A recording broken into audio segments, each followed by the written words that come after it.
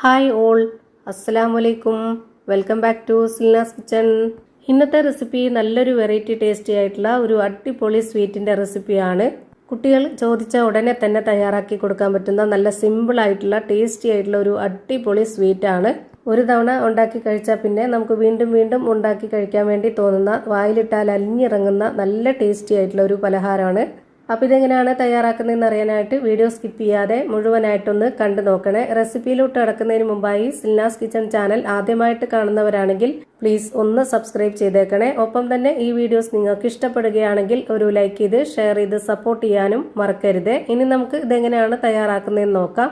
അപ്പോൾ ഇത് തയ്യാറാക്കാനായിട്ട് ആദ്യം തന്നെ ചെറിയൊരു മിക്സിയുടെ ജാർ എടുത്തിട്ടുണ്ട്. അതിലേക്ക് ഒരു അരക്കപ്പ് അളവിൽ പഞ്ചസാര ഇട്ട് കൊടുക്കാം. പിന്നെ ഇതേ കപ്പ് അളവിൽ തന്നെ ഒരു 2 ടേബിൾ സ്പൂണോളം കൂടി വരുന്ന പഞ്ചസാര ഇട്ട് കൊടുത്തിട്ടുണ്ട്. ഇനി നമ്മുടെ പലഹാരത്തിന് നല്ലൊരു മണത്തിന് വേണ്ടിയിട്ട് ഒരു 2 ഏലക്ക ഇട്ട് കൊടുക്കുന്നുണ്ട്. അതിൽ കൂടുതലുണ്ടെങ്കിൽ ഇട്ട് കൊടുക്കാവുന്നതാണ്. ഇപ്പൊ ഇതിന്റെ കൂടെ നമുക്ക് ഒന്നിച്ചങ്ങ് പൊടിച്ചെടുക്കാം. ഇനി അടുത്തതായിട്ട് ഒരു കടായി എടുത്തിട്ട് അതിലേക്ക് പാൽ ഒഴിച്ചു കൊടുക്കുന്നുണ്ട്. 250 ml കപ്പിന്റെ അളവിൽ 2.25 കപ്പ് പാലാണ് ഒഴിച്ചു കൊടുക്കുന്നത്. പശുവിൻ പാലാണ് എടുത്തിട്ടുള്ളത്. ഒട്ടും തന്നെ വെള്ളം ചേർക്കാത്ത നല്ല കട്ടിയായിട്ടുള്ള പാലാണ് വേണ്ടത്. തേങ്ങാപ്പാലിലാണ് ചെയ്യേണ്ടത് എന്നുണ്ടെങ്കിൽ തേങ്ങാപ്പാലിലും ചെയ്തെടുക്കാം. ഇതേ അളവിൽ തന്നെ എടുത്തിരുന്നാൽ മതി. അതുപോലെ നല്ല കട്ടിയായിട്ടുള്ള തേങ്ങാപ്പാലായിരുന്നാൽ മതി. ഇനി ഇതിലേക്ക് മെഷർമെന്റ് കപ്പിന്റെ ഒരു 1/4 കപ്പ് അളവിൽ 3/4 കപ്പ് കോൺഫ്ലവർ പൊടിയാണ് ഇട്ട് കൊടുക്കുന്നത്. ഇതേ കപ്പ് അളവിൽ തന്നെ 1 കപ്പ് പാൽപ്പൊടിയും കൂടെ ഇട്ട് കൊടുക്കാം. പിന്നെ വീണ്ടും ഇതേ കപ്പ് അളവിൽ തന്നെ 1 കപ്പ് നിറയെ അരിപ്പൊടിയാണ് ഇട്ട് കൊടുക്കുന്നത്. വറുത്ത അരിപ്പൊടിയാണ് വേണ്ടത്. എന്നാലേ നമ്മൾ ഉദ്ദേശിക്കുന്ന ആ ഒരു പരുവത്തിലും ടേസ്റ്റിലൊക്കെ കിട്ടുള്ളൂ. ഇനി നമ്മൾ ആദ്യം തന്നെ പൊടിച്ചു വെച്ചിരുന്ന ആ ഒരു പഞ്ചസാരയും ഏലക്കയും മിക്സ് ഇതിലേക്ക് ഇട്ട് കൊടുക്കാം. ഇനി ഇതിലേക്ക് ഒരു നുള്ള് ഉപ്പാണ് ഇട്ട് കൊടുക്കുന്നത്. ഇതിലേക്ക് ഈ ഒരു മധുരത്തിനെ ബാലൻസ് ചെയ്യാനായിട്ടുള്ള ഒരു നുള്ള് ഉപ്പ് ഇട്ട് കൊടുക്കാം. ഇനി നല്ല ടേസ്റ്റിനും മണത്തിനൊക്കെ വേണ്ടിയിട്ട് ഒരു 3 ടേബിൾ സ്പൂൺ അളവിൽ നെയ്യ് ഒഴിച്ചു കൊടുക്കാം. നെയ്യുടെ മണം ഇഷ്ടമല്ലാത്തവർക്ക് ബട്ടർ ഒരുക്കിയിട്ട് ഇതേ അളവിൽ ഒഴിച്ചു കൊടുക്കാം. ഇനി ബട്ടറും നെയ്യും വേണ്ടാന്നുണ്ടെങ്കിൽ അങ്ങനെയും തയ്യാറാക്കാം. എന്നാലും നല്ല ടേസ്റ്റ് ആണ്.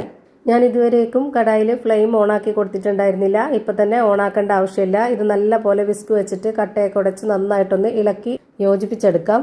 ഇതുപോലെ നന്നായിട്ട് ഇളക്കി യോജിപ്പിച്ചെടുത്തതിന് ശേഷം ഇനി നമുക്ക് ഫ്ലെയിം ഓണാക്കി കൊടുക്കാം. ഫ്ലെയിം ഓണാക്കിയതിന് ശേഷം ഹൈ ഫ്ലെയിമിൽ ഇട്ട് കൊടുത്തിട്ട് ഇതുപോലെ സ്പാച്ച് വെച്ചിട്ട് നന്നായിട്ടൊന്ന് ഇളക്കി കൊടുക്കാം. കൈവിടരുത്. ഇതുപോലെ നന്നായി ഇളക്കി കൊടുത്തുകൊണ്ടേയിരിക്കണം. ഇല്ലാന്നുണ്ടെങ്കിൽ അതിന്റെ അടിഭാഗം കട്ടിയായിട്ട് കരിഞ്ഞു വരും. ഇതുപോലെ ചെറുതായിട്ടൊന്ന് കുറുകി വരുന്ന ടൈമിൽ തന്നെ പിന്നെ നമുക്ക് ഇതിന്റെ ഫ്ലെയിം കുറച്ച് കൊടുക്കാം. ലോ ഫ്ലെയിമിൽ ഇട്ട് കൊടുത്തിരുന്നാൽ മതി. പിന്നെ ആ ഒരു ഫ്ലെയിമിൽ തന്നെ വെച്ച് കൊടുത്തിരുന്നാൽ മതി. അപ്പോൾ നല്ല കറക്റ്റ് പരുവത്തിന് കിട്ടും. ആ ഒരു ഹൈ ഫ്ലെയിമിൽ തന്നെ വെച്ചിരുന്നു കഴിഞ്ഞാൽ കട്ടിയായിട്ട് ഒരുപാട് അങ്ങ് ടൈറ്റ് ആയിട്ട് പോകും. അപ്പോൾ ഇതിന്റെ പരുവം കറക്റ്റ് ആയിട്ട് വന്നിട്ടുണ്ട്. ഇനി നമുക്ക് ഇതിന്റെ ഫ്ലെയിം ഓഫ് ചെയ്ത് കൊടുക്കാം. ഇനി നമുക്ക് ഇഷ്ടമുള്ള അവൈലബിൾ ആയിട്ടുള്ള ഏതെങ്കിലും ഒരു പാത്രത്തിൽ വെച്ച് സെറ്റ് ആക്കാവുന്നതാണ്. ഞാനിവിടെ ഇതുപോലെ ഒരു ട്രേ എടുത്തിട്ടുണ്ട്. ആ ഒരു ട്രേയിലേക്ക് കുറച്ച് നെയ്യ് സ്പ്രെഡാക്കി കൊടുത്തു. മുഴുവനായിട്ടും ഞാൻ ഇതിലേക്ക് ഇട്ട് കൊടുത്തതിന് ശേഷം സ്പാച്ച് കൊണ്ടൊന്ന് കറക്റ്റ് ലെവൽ ചെയ്ത് കൊടുക്കുന്നുണ്ട്. ഇതിന് മുകളിലേക്കും കൂടെ കുറച്ച് നെയ്യൊന്ന് ഒറ്റിച്ച് കൊടുക്കുകയാണെന്നുണ്ടെങ്കിൽ സ്പാച്ചിൽ ഒട്ടിപ്പിടിക്കാതെ നല്ല കറക്റ്റ് ലെവലായിട്ട് കിട്ടും. ഞാൻ ഇതുപോലെ കറക്റ്റ് ലെവൽ ചെയ്ത് കൊടുത്തിട്ടുണ്ട്. ഇനി നമുക്കിത് ചൂടോട് കൂടിയോ അല്ലെങ്കിൽ ചൂടാറിയതിനു ശേഷമോ ഒരു 10-15 മിനിറ്റ് ഇതേപോലെ വെച്ചിരുന്നതിന് ശേഷം എടുത്ത് കട്ട് ചെയ്ത് കഴിക്കാവുന്നതാണ്. ഞാനിപ്പോൾ ഇത് തണുപ്പിക്കാനായിട്ട് ഫ്രിഡ്ജിൽ വെച്ചിരുന്നതിന് ശേഷമാണ് എടുത്ത് കട്ട് ചെയ്യുന്നത്. ഇതുപോലെ ട്രേയിൽ തന്നെ വെച്ചിരിക്കണമെന്നൊന്നുമില്ല. നമുക്കിഷ്ടമുള്ള ഏതെങ്കിലും പാത്രത്തിൽ വെച്ചിരുന്നാൽ മതി.